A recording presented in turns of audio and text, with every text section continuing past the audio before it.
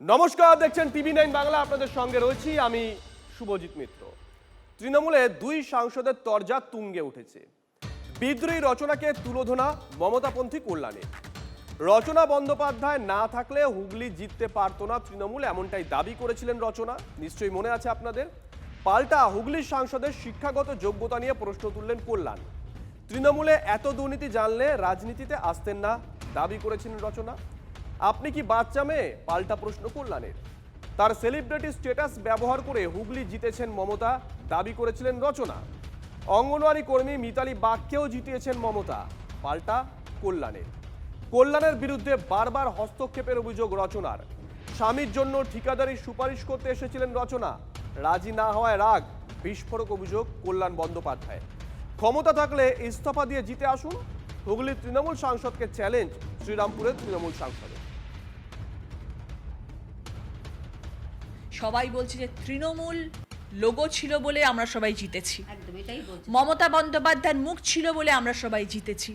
Mamata Bandyopadhyay definitely মুখ, তৃণমূলের definitely জোড়া ফুলের চিহ্ন। রচনা বন্দ্যোপাধ্যায় না থাকলে হুগলি জেলা আসতো। রচনা বন্দ্যোপাধ্যায়কে আপনি ইউজ করেননি, তাহলে গড়িয়াহাট থেকে বা ফুটপাথ থেকে একটা মেয়েকে তুলে নিয়ে গিয়ে কেন হুগলিতে দাঁড় করালেন না? রচনা বন্দ্যোপাধ্যায়কে কেন গিয়ে দাঁড় করালেন? রচনা জায়গা আপনার দরকার ছিল, সেলিব্রিটি স্ট্যাটাসটা আপনার প্রয়োজন ছিল, তাই জন্য আপনি নিয়ে গেছেন। এবং রচনা বন্দ্যোপাধ্যায় বলে সেই সিটটা উনি পেয়েছেন। শুধু তৃণমূলের লোগো নিয়ে একটা রামশ্যাম চৌধুরীকে দাঁড় করিয়ে দিলে আপনি সিটটা পেতেন না। এমপি পদটা ছাড়ার কোনো প্রশ্নই ওঠে না। হ্যাঁ, সবাই তো বলছে যে আপনি ছেড়ে দিলেই তো পারেন। ছেড়ে দিলেই পারি, কেন ছাড়বো?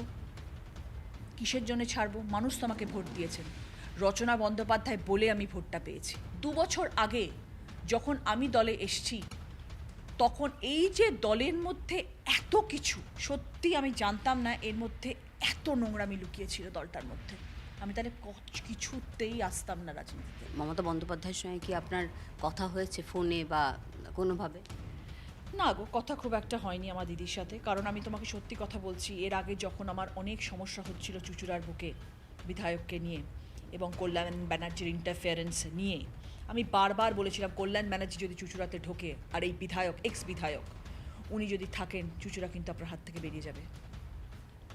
বহুবার, একবার নয়, বহুবার আমাকে দিদি বললেন চিঠি লিখে পাঠাও।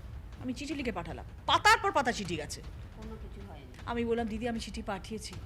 বলে যেখানে পাঠানোর আমি পাঠিয়ে দিয়েছি। তুমি মুখ্যমন্ত্রী তো, উনি তো মুখ্যমন্ত্রী, আমি তো ওনার ভরসায় রাজনীতিতে এসেছি। আমি তো আপনাকে চিনি দিদি, আমি তো আপনাকে চিঠি পাঠাচ্ছি। আপনি কোথায় পাঠিয়ে দিচ্ছেন চিঠিটা? ক্যামাক স্ট্রিটে। ক্যামাক স্ট্রিটে তো ডাস্টবিনে ঢুকে গেল চিঠিটা, কেউ পড়বে না সেই চিঠিটা ক্যামাক স্ট্রিটে। পড়লো না তো।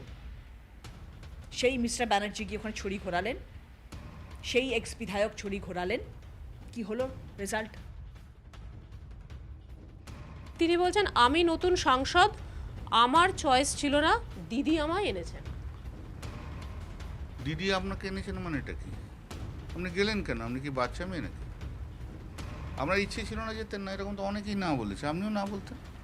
উনি বলছেন যে চোর ডাকাতদের দল, তাই তো? তা 2024-এর আগে তো জানতেন না এটা? না জানতেন না? পার্থ চ্যাটার্জি যে অ্যারেস্ট হয়েছিল সেটা জানতেন না? এর মধ্যে বীরভূমের কেস্টও অ্যারেস্ট হয়েছিল, জানতেন না? কিছুই জানতেন না? তো ফুটপাত থেকে কেন কোনো মেয়েকে তুলে আনলেন না? রচনা ব্যানার্জি একটা নেম। মিতালি বাগ নাম শুনেছিলেন কেউ? অঙ্গনওয়াড়ি ওয়ার্কার, মমতা বন্দ্যোপাধ্যায় তুলে নিয়ে এসে এমপি করেছে। মমতা বন্দ্যোপাধ্যায়ের নামটাই বেশি। তো ওনার যদি অত কিছু থাকে, উনি রিজাইন করে নিজের নামে জিতে আসুন না। নতুন যে কোম্পানি খুলেছে সেই কোম্পানি থেকে। উনি বলছেন ওনাকে ইউজ আরে করা ছাড়ুন। হয়েছে। উনি যদি ওনার মুখটা অনেককে ইউজ করতে দেন, তাহলে তো আমার তো কিছু করার নেই। সে ইউজ করা হয়েছে মানে কি, ইউজটা যদি উনি করতে দেন তো করেছেন, তো কি উনি ইউজ করেছেন। আর উনিও মমতাদিকে ইউজ করেছেন, এমপি হয়েছেন, মাসে মাসে টাকা নিচ্ছেন, উনি মমতাদিকে ইউজ করেছেন। এমপি হওয়ার পর না উনি প্রথম ওনার স্বামীকে নিয়ে আমার কাছে আসেন, কি না ডিএমকে একটু বলে দিন হুগলি যাতে কন্ট্রাক্টগুলো ওনার স্বামী পায়। আমি বললাম ভাই আমি এসব করি না, আমি এসব বলতে টলতে পারবো না। তা উনি কি করতে এই সমস্ত অ্যাডভান্টেজ চাইতে এসেছিলেন? এসব আমি করি না ভাই, জানোই তো। রাগ তো অনেক কারণেই হতে পারে, কন্ট্রাক্ট পাইয়ে দিতে পারিনি, করি না। কটা সিনেমা হাতে আছে বলুন না? আর তো এখন নায়িকার কেউ দেবে না। দেখুন কাকিমা, মা, বুড়িমা তাদের রোল পান কিনা পার্লামেন্টে। 2 বছরে মাত্র 3টে ডিবেট, আর 100টা কোশ্চেন করেছিল। সেই কোশ্চেনগুলো সব অভিষেকের অফিস থেকে তৈরি করে দিয়েছিল। বলুন না 5টা কোশ্চেন আপনার সামনে করতে। ওনার যা শিক্ষাগত যোগ্যতাতে উনি পারবেন কি করে? Higher secondary pass. তারকারা এইসব শেষ করে দিল, তারকারা শেষ করে দিল। খুবই ভুল হয়েছে, এক কথায় কি বলবেন? খুবই খারাপ। কি আর বলবো, যা বলার তো বলে দিচ্ছি। এরা তো বিশ্বাসঘাতক, এদের আর কি আছে?